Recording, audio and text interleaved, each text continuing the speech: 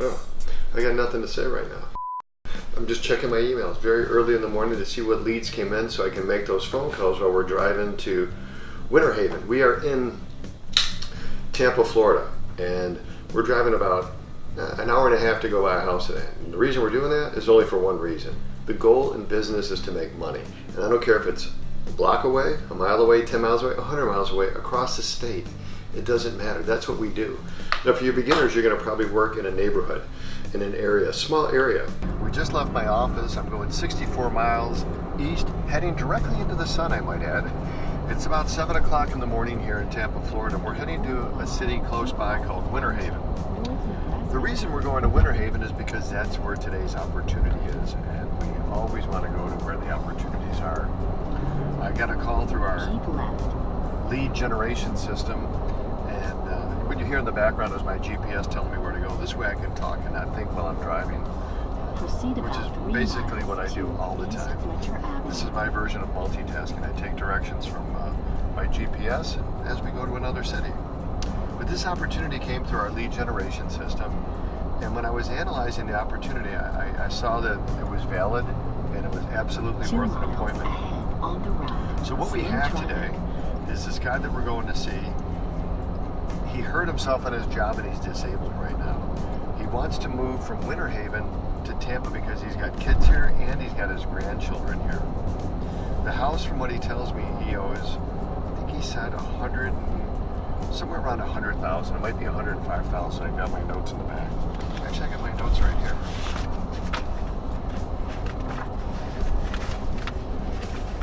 Here's one of my lead sheets that I have filled out every time an opportunity comes in. And I'm not a guy, I'm not looking for a long conversation. I'm looking for a solution, or an opportunity, I should say. And so I get right down to it. And so when he called, I said, "Hey Alex, I'm RJ. Thanks so much for the opportunity. I see you're trying to sell your house. Tell me, I want to find out if we're a good fit for each other." And that's usually how I start most of my conversations. I don't want them to think that I'm this guy that's just going to come in and pay retail, because I'm not, unless I get some really great terms that I like. But I want them to know that there's a takeaway, and the takeaway is we might not be a good fit. So that's the first thing I get out in the open. And he owes $105,000, and it's a VA mortgage, and the interest rate is low. I think it's under 4%. There's some attraction there, but we'll go back to that in a minute. So when I spoke with him, my first question is, after I set the tone that, hey, let's see if we're a good fit for each other, and I'll just ask you some questions and see if this works for us and for you. Because if it doesn't work for you, it will never work for us. And so I'm very softly, gently building rapport with the guy. And I said, "So Alex, tell me, why are you selling your house?" That's always my first question, because that's going to let me know if it's an opportunity.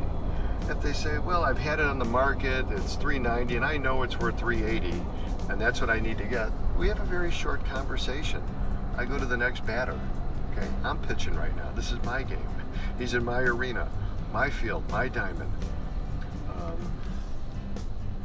They say if you build it, they will come, and that's creating a lead generation. If you create the system, they will come, and they enter into your funnel, and you can find out if you got opportunities. So when I asked him that question, "Why are you selling the house?" and he gave me good reasons. He hurt himself in the job. He had to do a loan modification, as it came out a little bit longer in the conversation, and he wants to be near his kids. All good things. All good things. Now, some of you might be thinking, and rightly so, that if it's a VA mortgage at a low interest rate, maybe you could take it subject to the debt.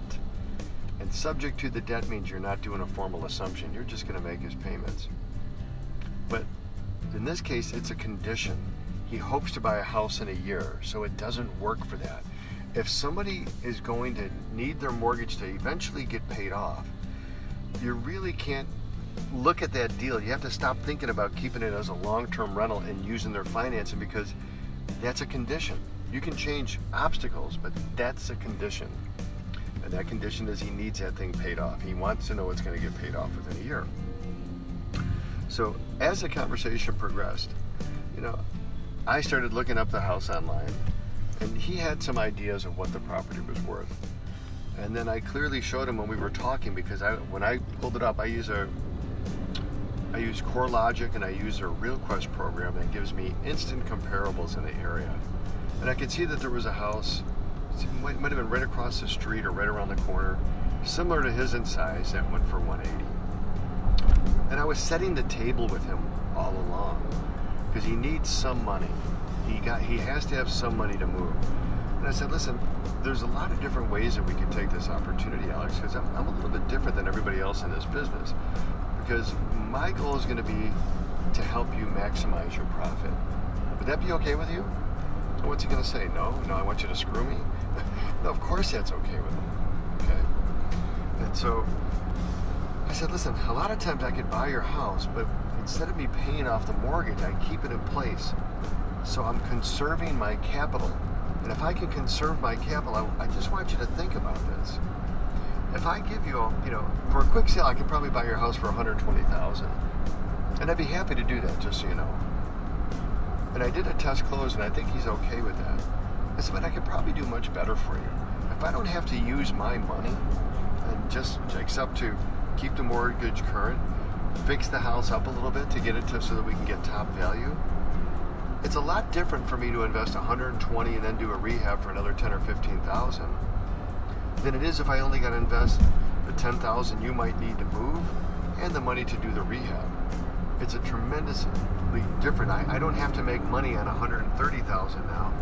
I only have to make money on perhaps $30,000 that I have invested. I don't need to make as much, and I can put more in your pocket.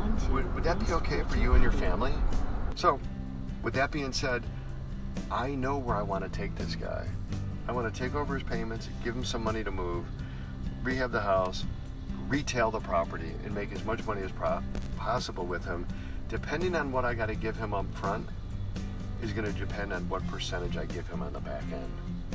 If he needs $10,000 to move and I got to pay $3,000 for his mortgage mod, then I'm going to say, look, I'll give you the $10,000 and do your mortgage mod. And that's, I think, what's that add up to? And I'll let him answer the question, okay? Because if he says it, he'll believe it, okay? So I'll say, what does that add up to? You need 10, and how much was a mortgage mod? And I'll let him answer that question. And it's $13,000, I think, is what the answer is.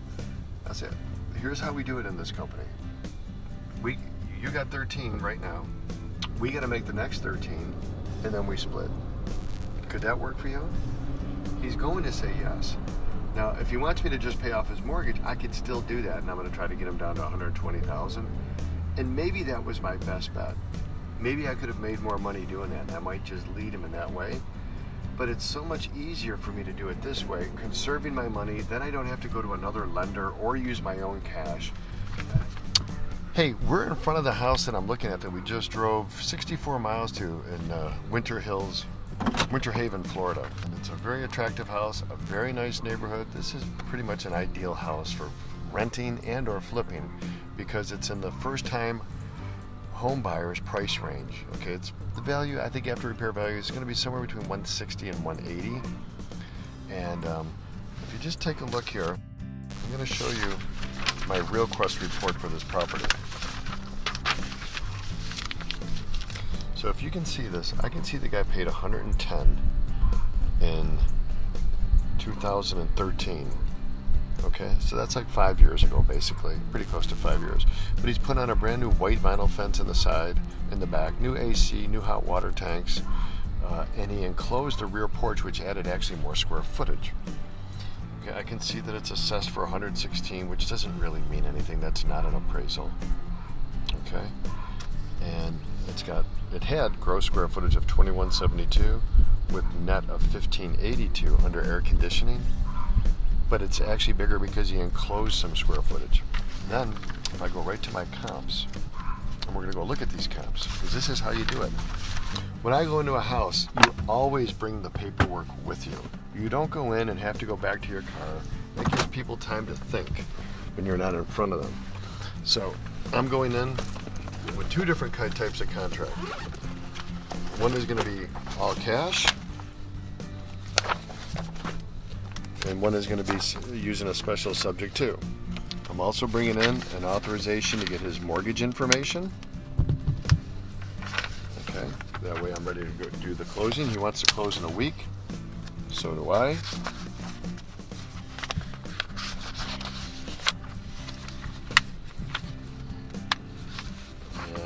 want my seller information sheet, so it makes it very easy for the title company.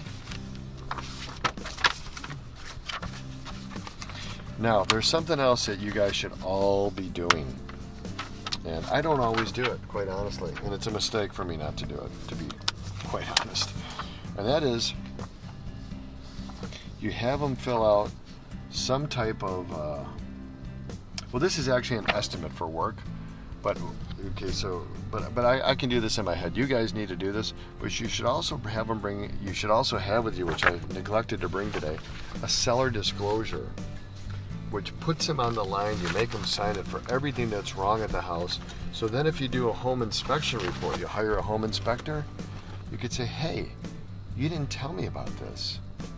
And if I would have known about that, you know, well, I have to adjust my numbers for that. That is like one of the best ways, guys, to renegotiate a deal. Now in this case, I think this is going to be a one and done deal. I really feel like I'm going to just get this done right off the charts. I had a conversation with this gentleman yesterday, and I can't see me not getting this. I would be embarrassed, and we won't show you this video if I don't get it. It's a joke. Hopefully they'll let us videotape the whole thing. So I go in with one of my cards, and stay where you are. I want you guys to see the mugs that we use. Because, again, I'm separating myself from everybody else. I don't want to be like everybody else. If I'm like everybody else, I get what everybody else gets. That ain't the way we roll around here. I want to get what I get. So, I'm going to show you this mug. Here's my mug. There's our contact information. Let me tell you something. I had it validated a few years back. So Alex, very briefly, he called me yesterday about a situation. He wants to move closer to his grandchildren, and I'm extremely jealous because his are only 60 miles away. Mine is, I really don't know how many miles it is to Brazil, but it's about 3,000 miles, I suspect. I have one grandchild, and my son is moving back there to outside of Porto Alegre. So I'm a little jealous. I got to be straight up with you because I got a long way to go, and I'm going there next week. I speak in a few cities there next week. Wow. And the following week, I'll fly up to see them up there. So we're going to kind of go through this house, if that's okay. So we're just picking back up, and we're going to walk through the house. And we were just talking about the roof, which I thought was original, but it actually had been replaced about 12 years ago, which means it's still near the end of its life expectancy, because the first roof lasted 16 years. This one's at 12. Usually when you go to a lender, if it's less than 5 years left, they want to see it replaced. So we're right on the borderline of when a home inspector comes in for a new buyer, if they're going to insist on a new roof. Okay, so walking through the house, we're in the living room, nicely set up, comfortable, cozy, and we have a kitchen over here, and we can see that this is original kitchen. Original, yes. Okay. Yeah. Not bad, nicely taken care of. Okay, let's see. Looks good, tile floors. You can see the datedness of the tiles because they're the old ones, they're 12 inches. And are they tiles? No, I think it's hard like laminate or something. No, I actually think it is tiles. But You if think it's tile? no, I'm not sure. It could be. It's hard to tell. It started coming apart there and we replaced it, but it's linoleum. Yeah, it is linoleum. Yeah. Yeah. You know what? They look very good. I gotta tell you, they look very good. Yeah, to hold up this long. Yeah, and if I tapped it with a pen, I would know, or if tapped it with a spoon, I would know. But not bad. Now you enclosed an area. Okay. So is there air conditioning out here? No, it's all on vinyl.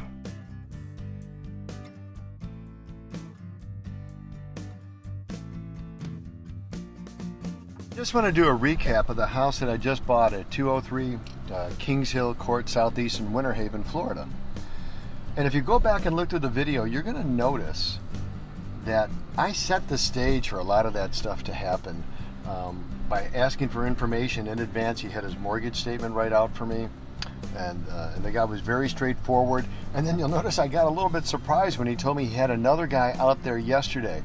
So what that should tell you guys is he believed in me enough yesterday by what I said on the phone to pre-frame this whole meeting that he didn't sign the contract with the other guy. Okay, he waited for me. Folks, that doesn't happen all the time. That's why you got to be first. You know, thank goodness that I had a good story. Well, not a good story, but I had a solution for him. And he trusted me. I built that trust. You see, for people to do business with you, they have to trust you. But before they trust you, they got to at least like you a little bit. So we built the rapport, we built on it, and you'll notice I didn't even shy away. I asked him what the offers were. Many times people won't tell you what the offers are. Okay, but he was very forthright with me, and I built on that forthrightness and by the things that I said. So it was critical that I did the pre-faming before I got there. And I want to make sure that you guys notice I started filling out the contracts right away. I sat down, I filled out the contracts. Some people might say, what are you doing? I didn't agree yet. No. I'm just getting the data and I'm collecting information so that I have everything accurate. So I just want to make sure we got everything accurate.